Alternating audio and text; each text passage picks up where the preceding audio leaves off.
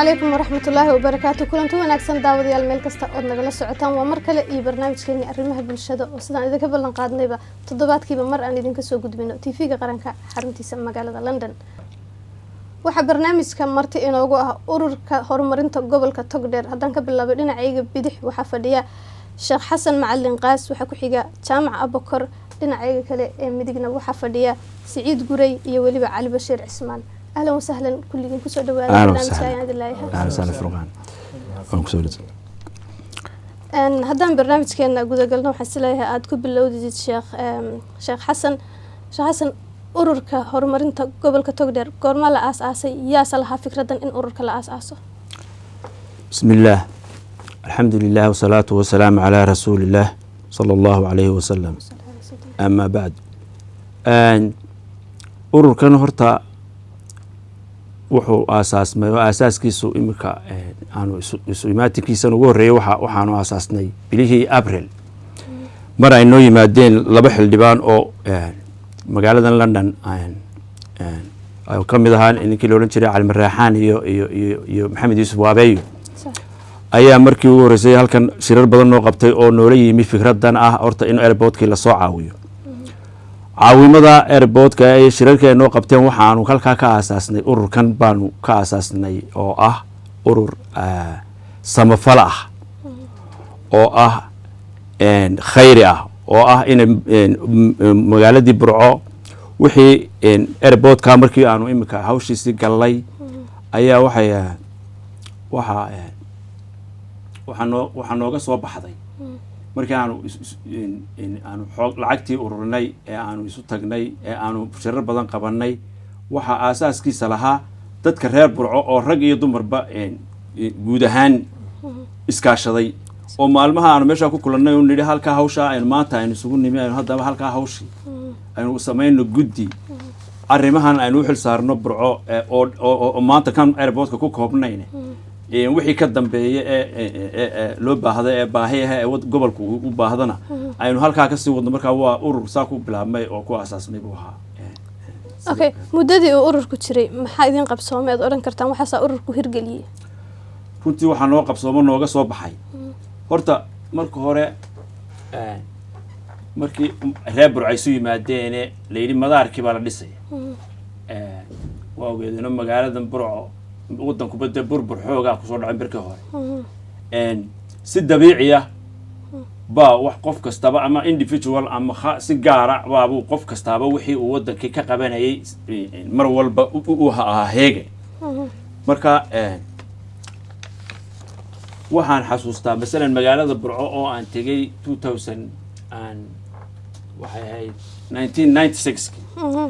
1996 magaaladii Burco markii aan tagay waxaan kula kulmay magaaladii oo dhulka taalo oo aan garan waayay gurigayagii sax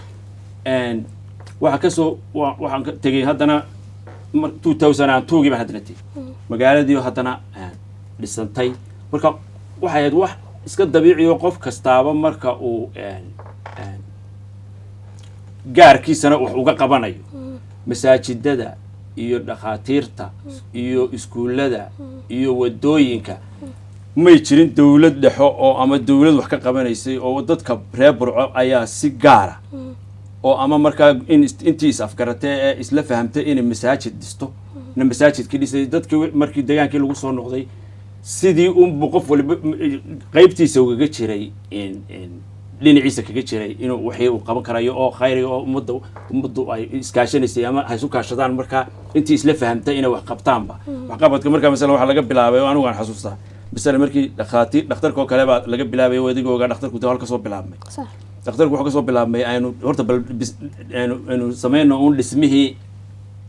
dhaqaatiir hal la helo dadka marka waxa sameeyay wax dawlad qabanaysi maahan ilaa maantana dadku wuxuu waday oo ilaa hadda wada sax sidii ay wax u qabsan lahaayeen maantana waxay soo gaadhay magaalada Burco adeerkayo in la yiraahdo aynu airport dhisano airport marka airportku halkaas ay noo maraysaa wixii ka dambeeyana waanu sii wadana insha Allah taala ani yar ugu daro Sheekh Xasan samayntii ururkan iyo helitaankii ururkan la helay waxa runtii wax qabadkayagaba ka weynaa annagii baaba isellayba qoladaheedii reer burco dadkii reer burcaan isla hel صح in ka mid ah inkastoon rajeynaya inta kalena inaanu heli doonno mustaqbalka dhow laakiin waxqabadka noogu muhiimsanaa wuxuu ahaa inaanu bal horta dadka iyaga ishellayo aanu dee muddo dee ay magaranaysaa duufaanada iyo waayaha dunida ka dhacay ay kala fogeeyeenoo dee qofba meel ku asqoobay صح ayaabanu in ka mida isla helayo markaasaanu dee runtii taasaa dabadeedna dhalisay inaanu markiiba si fudud aanu hawl badanoo aanu u qabno ama qabyooyin badan oo magaalada ka jiray dee aanu u daboolo ama aanu u qorshayno sidii aanu u dabooli lahayn صح markaa runtii arrintaasi dee arrin yar ma aha sheikhaan ku celinaya halkaa waxaan kasii yara bidhaaminayaa aan doonaya inaan horta furqaanaya dadku waxaa ka horeeya waxqabadka isfahamka وارن baa ka horeeya in horta marka hore la isfahmo dadku maantana waad ogtoo kitaabka qur-aanka munazalka ayaa isfahamkiisii dadkii ku kala duwayeyba صح waxa weeyaan dadka inta fahamsan caqiidada islaamka iyo kitaabka qur-aanka iyo rasuulka sunnihiisa salawaatullaahi wasalaamu calayhi wixii uu ina faray dadka fahamsan ee isla fahma ayaa waxqabadka iyo wanaagu ka soo baxaya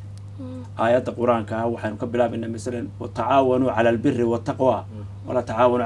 tii ilaahay qur-aankiisa inoogu sheegaya in wax la wada qabsado wanaag iyo lagu walaaloobo ayaa horta marka hore muhiima صح haddii dadku isla fahmo inay dad walaala ay yihiin oo ilaahay halkan ku wada abuuray inay wax wanaagsan ka wada qabsadaan ma aha wax yani imka ma ku sheegi karno ma odhan karno imka markaad magaaladii burco ku noqoto waxaad gelaysaa masaajid aada u goglan oo sida loo dhisay aada yaabayso oo ummadii ay ku tukanayso oo adigu cid dhistay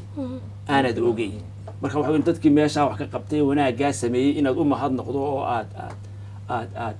adiguna wixii aad ku tari karayso aad ku kordhiso baa horta meesha yaalla ee aanu isla oo horena u jiray صح oo guddiyada imika burca ka jira ee imika masaalaxooyinka masaalaxada iyo khayraadka ka shaqaynaya waa guddiyo aada u kala u fara badan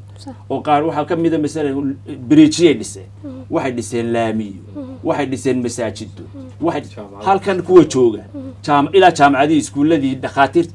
ilaa kuwa halkan jooga iyo ilaa kuwa xaggaa jooga qaar ka midaba intay isla garteen waxaan waday oo dhisayay marka in badanoo aan ogeyn oo iyagu iskaga tukanaya ama iska wadadan iska maraya oo isla meelay ka yimaadeenna aan ogeyn baa jira waxaa jira dad dan kale magaalada oo ilaa in magaalada masalan gobol kasta oo masalan Somaliland ba ka mid ah gobol qolo waliba gobolkeedii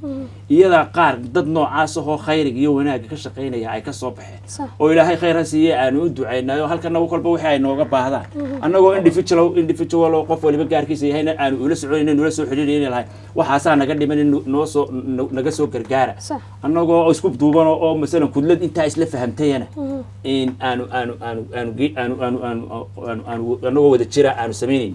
imika tan imika halkan ka soo baxday halkan ururkayagan ka soo baxday waxay noqotay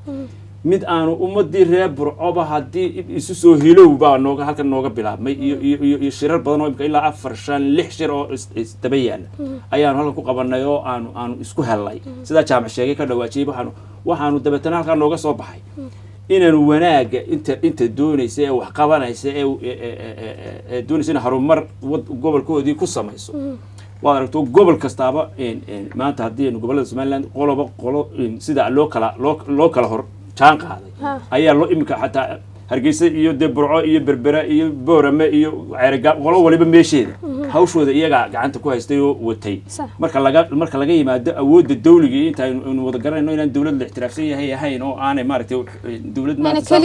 kaligeed maanta qaban karaysa aanay jirin waxay noola kuwii aanu dooranay ee baarlamaanka ahaa waxay noola yimaadeen waar shicib ahaan haddaynu burcan nahay wixii aynu qabsan wixii horena waynu qabsanay dad baana inoo qabtay marka nin waliba wixii uu qaban karayo individual iyo guud ahaan iyo gaar ahaanba aynu wixii aynu inaga oo isku duuban aynu wax wada qabsano tan airportka maanta aanu faraha ku haynin hadda aanu maanta dhaweyd lacagta aanu garanayba aanu nooga soo baxday lacagta faraha badan ilaa wallahi 6,200 oo dollar baaba anagu aan maanta dhaweyd la sukeeno aan markii hore islahayn intaasba waa la heli karaya waan kusoo noqon doonaa taa waad mahadsantahay sheekh xasan jaamac inaad airboortka burco dhismihiisa ka qayb qaadataan urur ahaan ma dowladda idinka codsatay mise idinka isxilqaamay waxa labadaba way jiraan dowladda xildhibaanaa noo yimi iyo wasiirkii hore ee kalluumaysiga cabdilaahi geeljire markii ay noo yimaadeen ay jaaliyad ahaan nala kulmeen dalabka way noo soo gudbiyeen laakiin fariin ay dowladda ka sideen may ahayne fariin ay ka sideen bay ahayd gobolka iyo guddida dibudhiska madaarka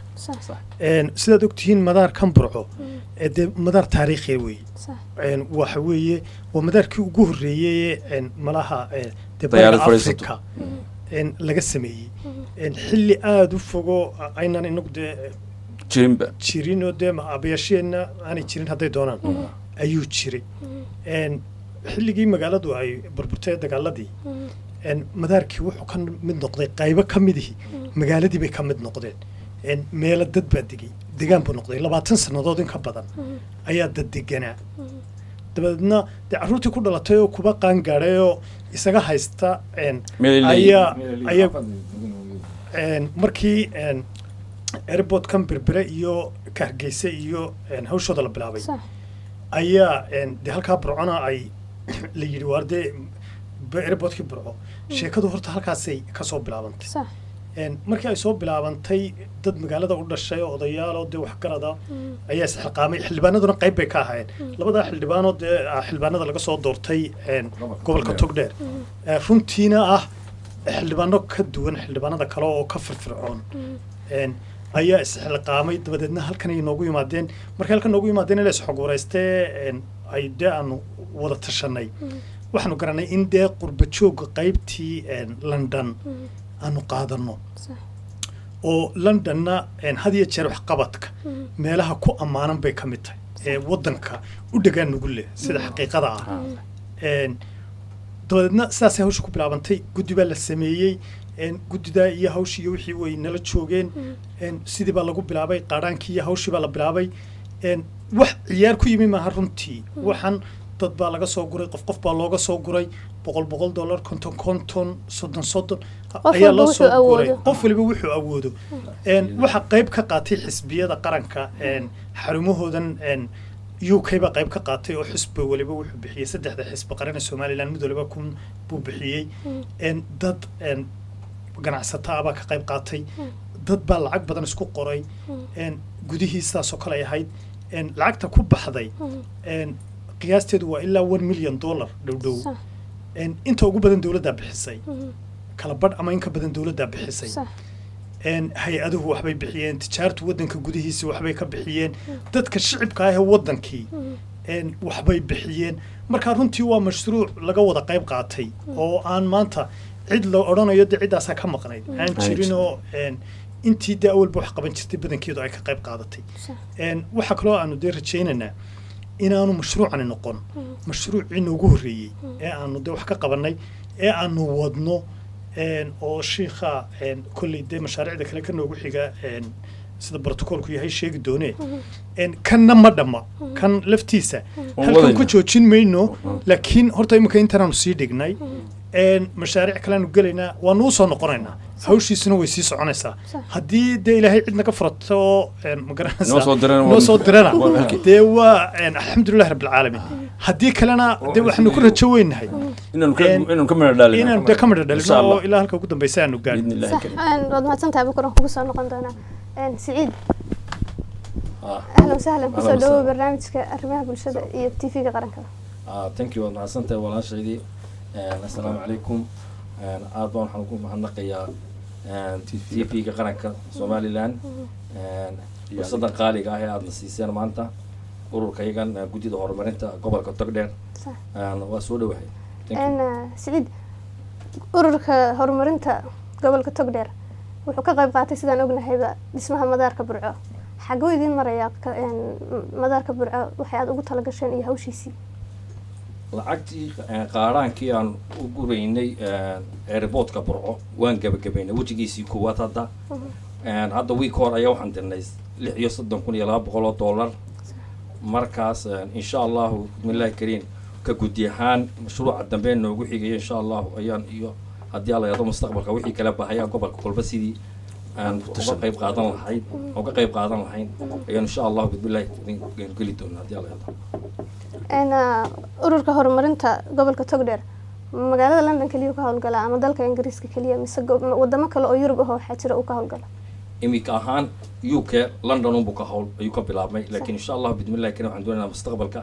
inaan ballaarino oo uu noqdo reer Togdheer oo dhan urba joogtooda kuwa Mareykanka jooga kuwa Yurub jooga oo insha Allah bismillaah kana noqda urur ka tarab Somaliland iyo gobolka Togdheer oo dhan oo isku xiran waad mahadsantahay Siciid waan kugu soo noqon doonaa علي بشير أهلا وسهلا كسر دو برنامج كرمها بالشدة أضبط محدثنتهاي waxaan salaamaya marka hore bahda TV-ga qaranka ee caawa halkan yani fursada noo siisay inaan kala hadalno ama kaga hadalno ururkayaga horumarinta gobolka Togdheer oo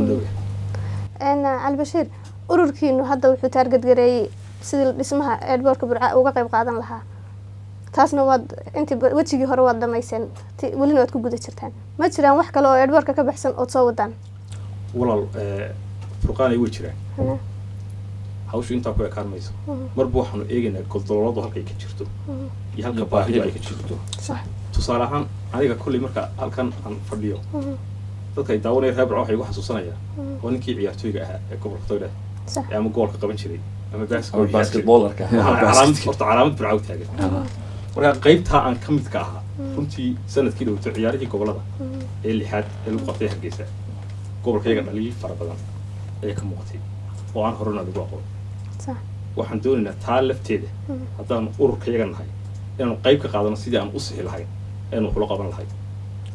iyo wixii tusaale aan kaga qayb qaadan lahayn iyo tusaale haddaan soo qaato dhaliishan doorka dhawto inkastoo horta burburkii waddanka guud ahaan ka dhacay aanu kala mid nahay haddana waxa weeye reer Burco haddaan nahay maqas yani dhaliishayadii dhaliishu way timaadaa waana la isaxaa يعني waxa weeye ciyaaraha waxa laga soo bilaabi jiray gunta hoosta heer dugsi hoose tartamada dugsiyada hoose ee gobolka magaalada la qaban jiray kuwa dugsiyada dhexe la qaban jiray kuwa dugsiyada sare la qaban jiray degmooyinka hadana la qaban jiray ilaa xaafadaha la qaban jiray inta ay tartamada sanadka ay tartamada socdaan waxa jiri jirtay guddi dusha ka eegaysa oo xul sameynaysa marka la gaaro waqtigii ay soo dhawaadeen ciyaarihii tartankii ciyaaraha gobolada ayaa waxa la xarin jiray 200 oo qof oo ciyaaraha kala duwan sida kubadda cagta kubadda kolayga laliska orodada waxyaabaha marka yani waxa weeye waxa la sameyn jiray guddi ka kooban gobolka degmada guddiga sportska iyo odayaal way arag sportska waxa laga sameyn jiray xul yani waxa weeye qof qurux ma xuli jirin oo hebel iska jeclaysanaya ama hebel la jeclaysanaya guddidaasa eegi jirto daawan jirto marba inta la garoomadii lagu wada ciyaaro ayaa 18 inan ee kubadda cagta u safanaya liis lagu soo dhashin jiray laakiin imika waxaad moodaa iyadoo laba soo qaban yani tartamadii hoose in dushii un la yimi oo ciyaarihii gobolada oo ciyaaraha qaranku ka sareeya in la yimi taasi waxay keenaysaa yani qofkii oo aan la soo dirsin wuxuu yahay dabiicadiisii akhlaaqdiisii skillskiisii waxa waa in waxaas oo dhan la tirtaa ururkaygana waxa nooga qorshaysan inaan ciyaartooygii hore ee qurba joogtana ururino ay urur ka mid noqdaan la xidhiidhno gobolkii wixii taakulo ay nooga baahdaan ee aan isla garanana inaan iyo talaba inaan u gudbino haddii tababar ay u baahdaan haddii qalab ay nooga baahdaan yani iyadoo aanu qabana xitaa oo shakhsi inuu la qabto aadnaas sidaan ognahayba ciyaarihii sanadkan lagu qabtay Somaliland ee gobolada Burco sida adigu bay marka ka dhawaajisay dhaliilo fara badan iyo fadeexad baa ka soo gaadhay goorma ayaad isleedihiin taakuladan aad ciyaartooyda siinaysaan aad gaarsiisaan ma intaan ciyaaraha dambe la gaadhin sida ugu dhaqsaha badan la intaan ciyaarahan dambe ee sanadka soo socda aan la gaarin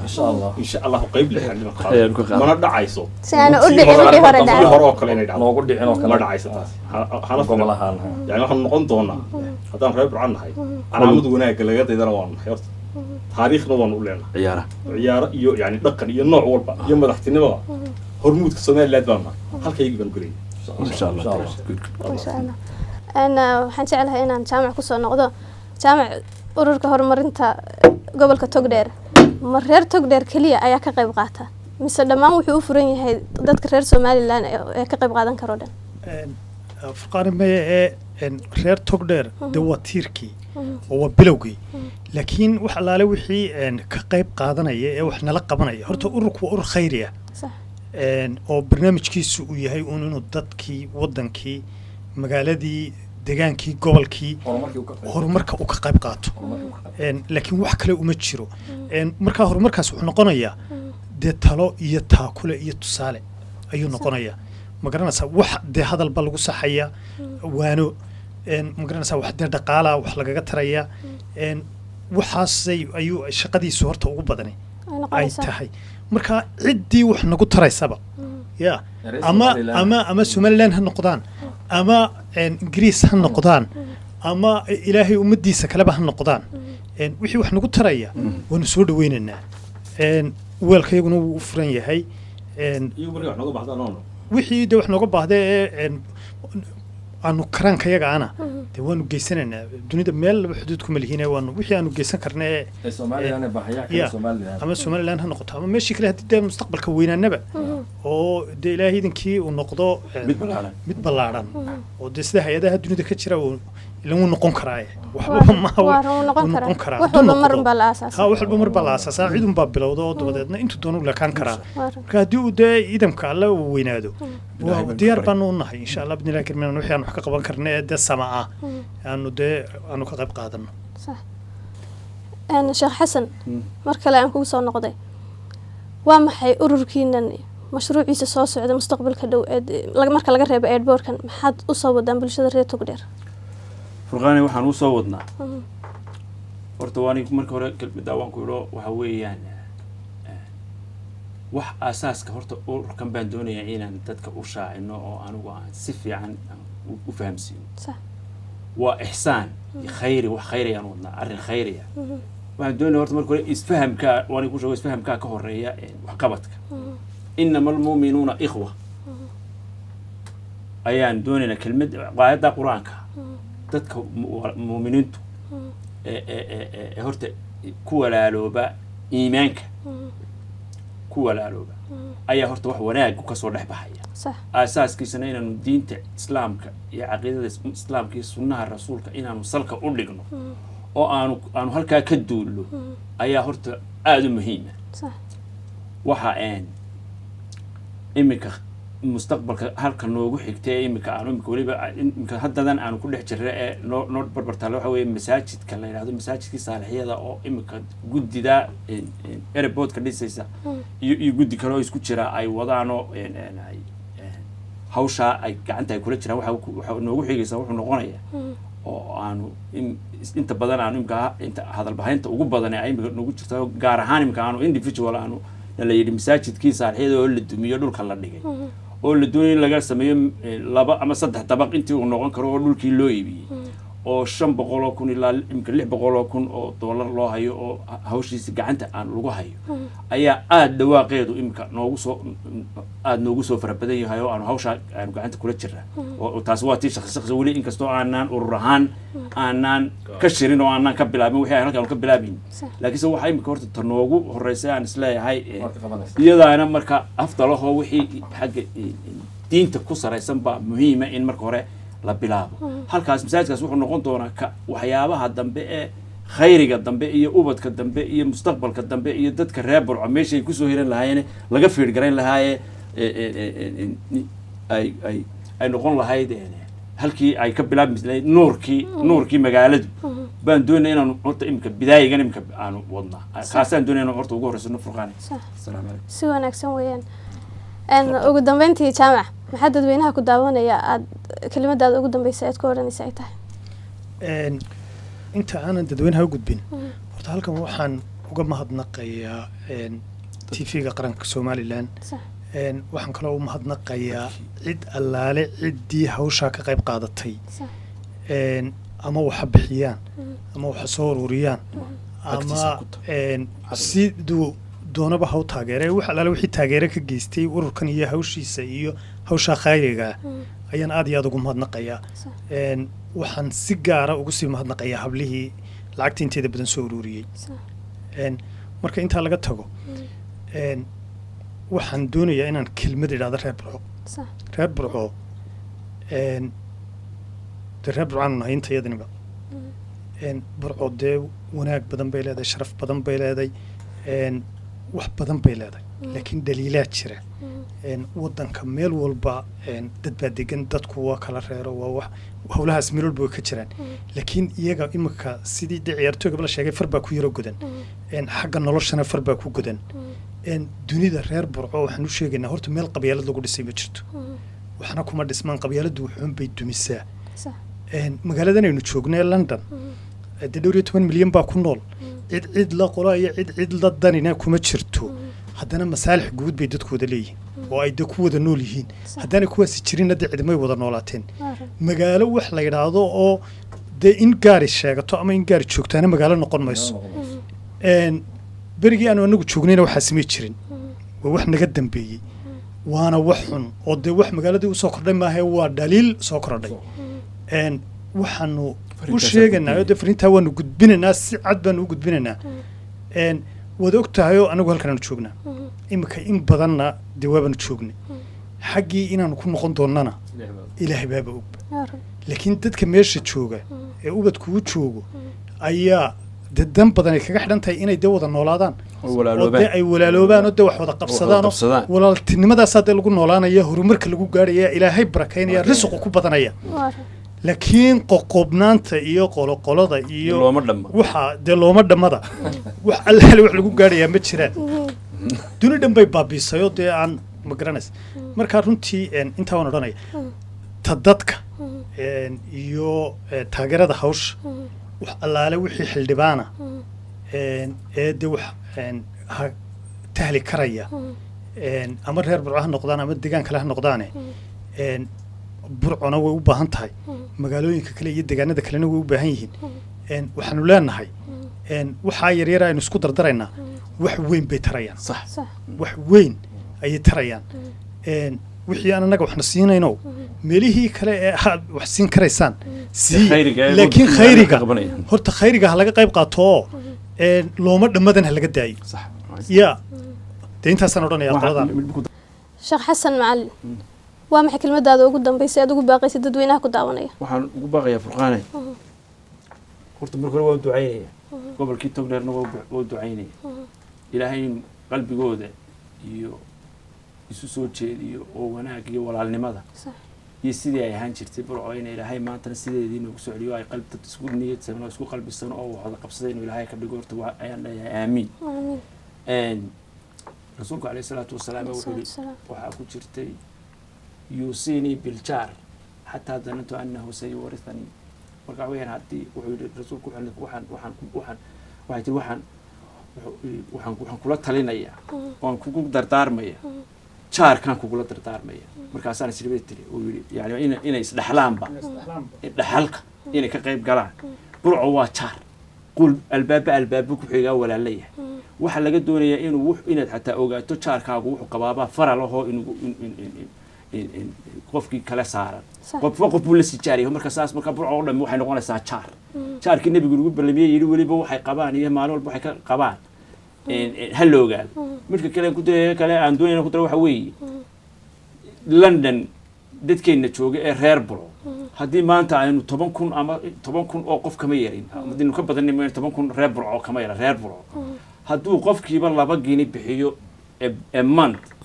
10,000 min 20,000 oo gini 20,000 hadda waa 2 gini weeyaan qofkiiba shakhsi imka haddaan dadka register garno waxaan doonay sanduuq inaan sameeyno ah 2 gini hadda 2 gini waa lacag aad u yar oo aan waxba aan dareemin hadduu 2 gini bixiyo bishii waxay noqonaysaa 20,000 10,000 qof 20,000 qof marka waxay daboolayaan baahida dhakhtarka oo dhan inay mushaharkeeda iyo waxba bixiyaan waa macquul marka waxaan doonayaa inaan u sheegno reer burco inay nala galaan arrinkano wanaagaas waliba ku dadka u diyaara ee maanta macnaha annaga waxa laga yaabaa firaaqadeedu yartay dadka u fara dhuuban ama noogaba odayaysan ama hawsha ay sanduuqa iyo hawshiisa oo waliba dumarka especially sida aan ka dhawaajiyay jaamacad dadkii wax qabtay ururkan khayriga aad iyo aad wax uga qabtay oo aanu aad ugu mahadnaqayo waxa kale oo doonay halkan in ka sheego horta nimankii meesha hawshan maanta nagaga baxsaday guddoomiyahayagii waan oo Siciid Xasan sheekeeyey maanta hawshiis hawlo aan u diray kale oo isaguna hawl kale ku maqan iyo suldaankii oo isagu suldaan maxamuud oo isaguna maanta hawlo kale cudurdaar ay yeeshay baa hawshan markii hore doonaynay inay iyagu ka qayb galaan iyagana waxaan weeyaan yani hawsha iyo juhdiga ay qabteen aad baan uga mahadnaqaynaa waxaan doonayaa dadka waxa la wixii dadkii ka qayb qaatay mashruucan inaan u mahad celiyo burco oo dhamina si ay u dhan tahayba magaalada barigeeda iyo galbeedkeeda urura waxaan ku qabanaynaa shirar imika si dhaqso aan ugu qabanno dabeetna waxaan doonaynaa arrinkaasi inaanu iskaashano oo aanu walaalnimada iyo wanaagga diiniga ah ee khayriga ah ee wanaagga ah ee samaha ee burcaan doon wax ugu qabano inay nagala qayb qaataan baan ugu baaqaya markaasaan kusoo kubaya wassalaamu calaykum waraxmatullahi aad baan kugu mahadnaqaya Siciid waa maxay hadalkaaga ugu dambeeya ugu baaqaysid bulshada ku daawanaysa okay hadalkayga ugu dambeeya message-kayga ugu dambeeya aan gudbinayaa waxaan u gudbinayaa waa laba mid waxaan u gudbinayaa gobolka Togdheer Burco khaasatan dadka jooga wadankii waxaan leeyahay reer Burco in midnimada iyo unity-ga iyo wadajirka ayaa wax lagu qabsadaa oo horumarku ku jira inay iska daayaan qoobka iyo qabyaaladda inay walaaltinimada unity ka shaqeeyaan dadka qurbaha jooga ee reer gobolka Togdheer reer Burco khaasatan waxaan leeyahay ururka horumarka gobolka Togdheer kusoo biira kusoo dhawaada urur insha Allah bismillaah kan waxaan doonaynaa inuu wadankeena wax ka qabto iyo magaaladeeni website buu leeyahay ururku wuxuu leeyahay email group buu leeyahay Facebook ana waxaan ku leenahay baan ku leenahay markaas insha Allah soo xiriira ururka kusoo biira waxtarku wuxuu ku jira unity-ga waxa weeyaan cidna ku halaynina magaaladeeni iyo gobolkeeni waxtarka insha Allah ka qayb qaata ayaan leeyahay aad baad Siciid u mahadsan tahay Albashiir waa maxay baaqaaga ugu dambeeya adigana waxay Soomaalidu ku mahmaadaa ninba meesha bugtaa isagay balbashaa aniga qayb ay shaqeynaysaa caawo waa qaybtii ciyaartooyga sport marka waxaan fariin halkan uga dirayaa yani ciyaartooygii gobolka Togdheer u ciyaar jiray ee qurbaha jooga meel kasta ay ka joogaanba inay ku soo biiraan ururkan si aynu wadajir gobolkeennii wax ugu wada qabano kuwa kale ee wadankii joogay ee way arag ah iyagana inuu waxaan leeyahay yani si aynu u kala qaadano wixii tala iyo tusaale ah iyo hadba baahida halkay ka jirto nala soo xidhiidha ururka iyaga magaciisii waa ka Togdheer Development Foundation emailkiisii waa ka halka qoran filay in shaashada aad ka arki doontaan shaashadan u saari doonaa shaashada markaan barnaamijka soo diinay insha Allah shaashada ka arki doontaan ka mid noqda yani halka taladiina ama qurba joog ama wadankii joog halka aynu ka soo wada xidhiidhno wixii tala iyo tusaale ah aan isoo gudbino wixii kale ee gobolka ragga kala ka hadlay oo diinaya waana ku raacsanahay waana mahadsantiin qoladiina TV-ga assalaamu calaykum waraxmatullaahi wabarakaatuh waa tahay daawadayaal waxaan soo gaarnay gabagabadii barnaamijkeena arrimaha bulshada oo marti noogu ahaayeen ururka horumarinta gobolka Togdheer oo ka mid yihiin Sheekh Xasan Macalin Qaas Jaamac Abakar iyo waliba Siciid Gurey iyo Cali Bashiir Cismaan waxaan leeyahay aad iyo aad ayaad u mahadsantihiin marka hore sida wanaagsan ee barnaamijka nooga qayb qaadateen qof kasta oo reer Togdheer ah ama reer Soomaaliland oo jecel inuu ururkan caawiyo ama uu wax ku darsado ama uu ku soo biiro wuxuu kala soo xiriiri karaa emailka shaashada idinka muuqda haddii aad jeceshiin inaad ka qayb qaadataan dhismaha magaalada Burco iyo waliba khayraadka oo ah masaajid dhismaha soo socda oo ah masaajid la dhisayo masaajidna uu yiri nabiga Kaleey salaam qofkii masaajid dhisa wuxuu la mid yahay qof Ilaahay guri u dhisay intaan ku kulmi doono barnaamijkan la mid ah aniga iyo Jamaal Xasan oo qaybta farsamada idin inoo fadhiyay iyo waliba martidayda sharafta leh waxaan idinkaga tagayaa sida ay salaam calaykum waraxmatullaahi wabarakaatuh